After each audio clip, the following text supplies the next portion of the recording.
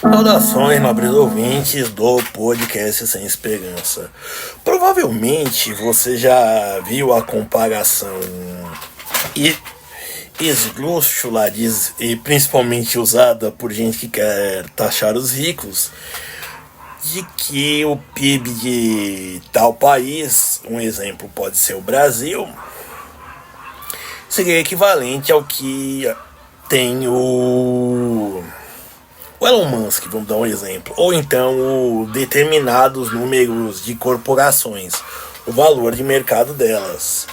Bom, e eu acho que nisso vemos uma grande distância entre as coisas.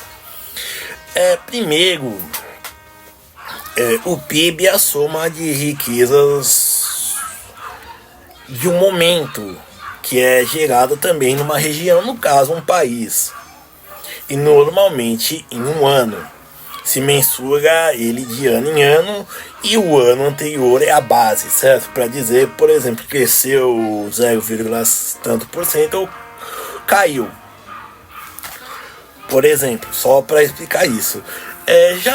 Então assim, se um país não gerar, digamos, nenhuma riqueza, teve uma guerra, alguma coisa assim, e a atividade econômica dele despencou, então esse PIB vai para a lona.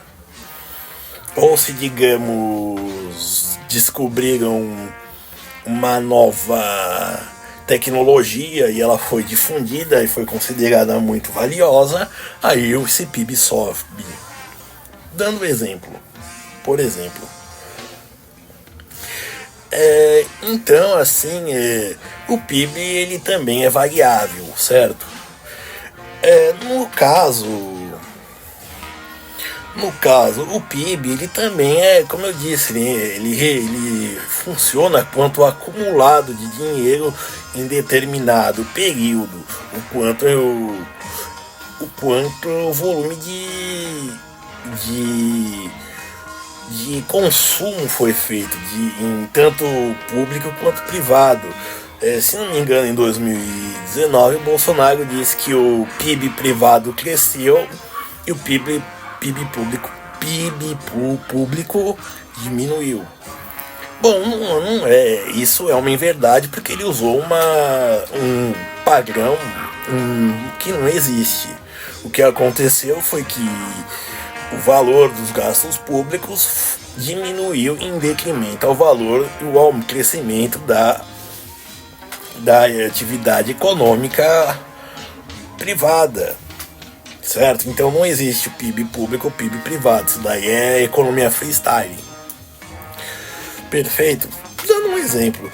E então, assim, como eu disse, isso não tem nada a ver, por exemplo, com a capacidade de um país de pagar fornecedores, funcionários públicos, empresas privadas, pagar, por exemplo, precatórios e por aí vai. Isso daí são outros 500, tá? O PIB ele não tem a ver com o dinheiro que as pessoas têm em caixa, mas o que elas usam para movimentar a economia, do que ela comprou, dos produtos que foram consumidos, importados e exportados, a arrecadação também do país. Perfeito? Bom, já o valor de mercado de uma empresa, ele pode crescer e pode despencar. A crise de 29, por exemplo, é isso. Na quarta-feira negra, 29 de outubro de 1929, ações que valiam às vezes até centenas de dólares despencaram para centavos, ou várias ao mesmo tempo, certo? E isso com certeza afetou o PIB, mas não mais que executivos dessas empresas, investidores que em alguns casos se mataram a família, depois se mataram, como estava em Wall Street, em prédios em arranha-céu, se jogaram de lá. Enfim, também é o mesmo caso, por exemplo, quando O Cristiano Ronaldo tomou um gole de Coca-Cola, que era uma patrocinadora deles, durante uma coletiva, fez uma cara feia e o preço de mercado dela caiu 4 bilhões. Muita gente achando que foi, como chama? Que foi, ela tomou 4 bilhões de prejuízo. Não, ninguém tomou um prejuízo.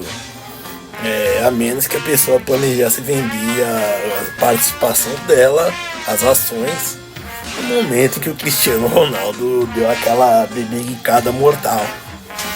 Se não, segue o jogo, porque isso daí é com preço, certo? Imagine que você mora numa casa, por exemplo, no conjunto habitacional, e de repente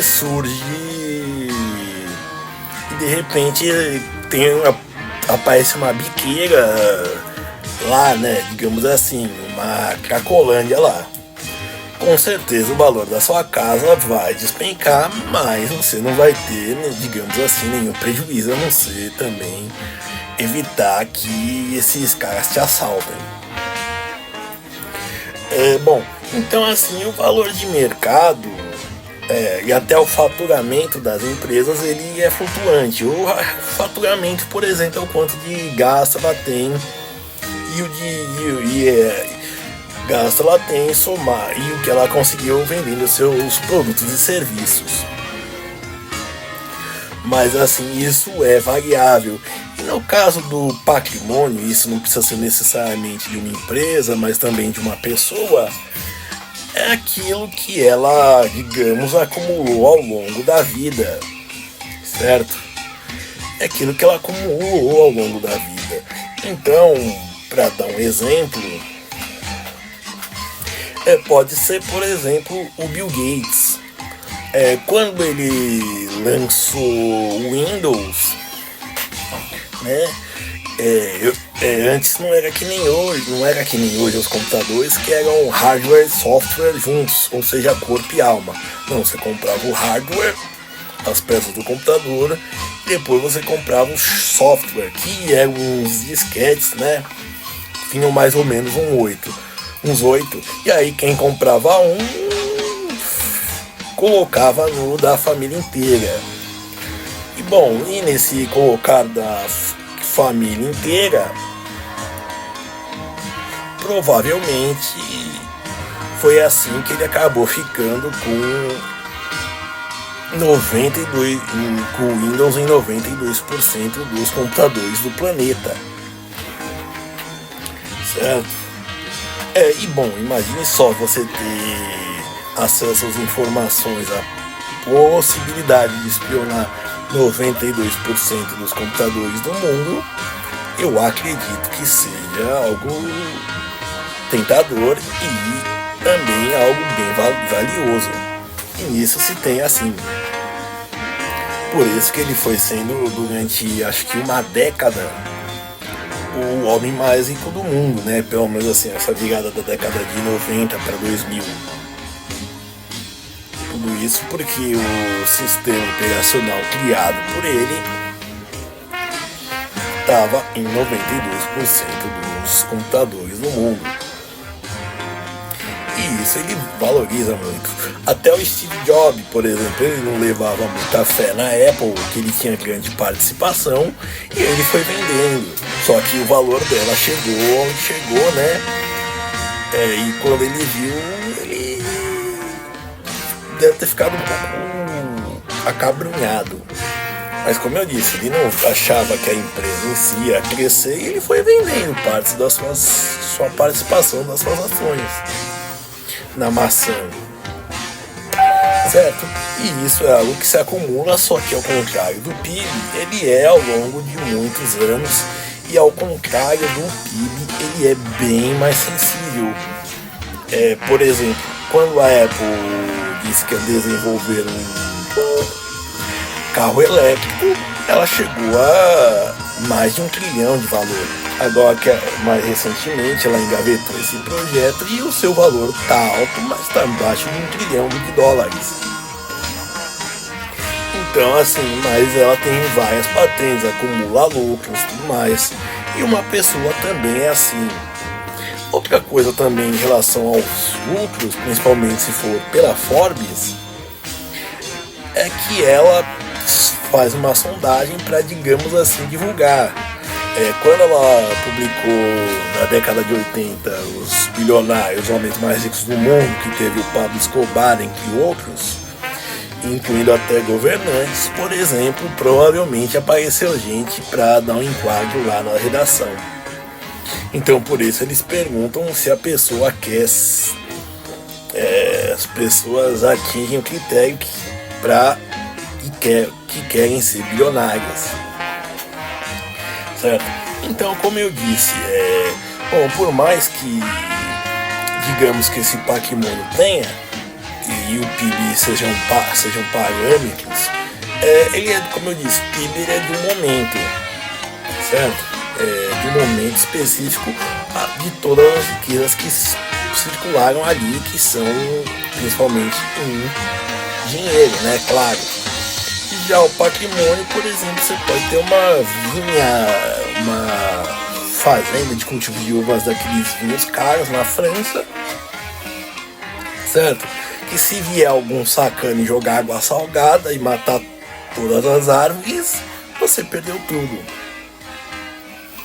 Então, assim, veja essa diferença. O patrimônio de um país, e aí por isso a importância de se preservar o patrimônio artístico, está no que permanece. Enquanto o patrimônio de uma pessoa, o PIB de um país, é basicamente a entrada e saída mesmo. Tá mais no escopo do faturamento, como eu disse anteriormente, até expliquei anteriormente. Né, que é quanto entrou, quanto saiu, e aí se soma, faz, e aí vê se quanto teve lucro ou não. Certo? Obrigado.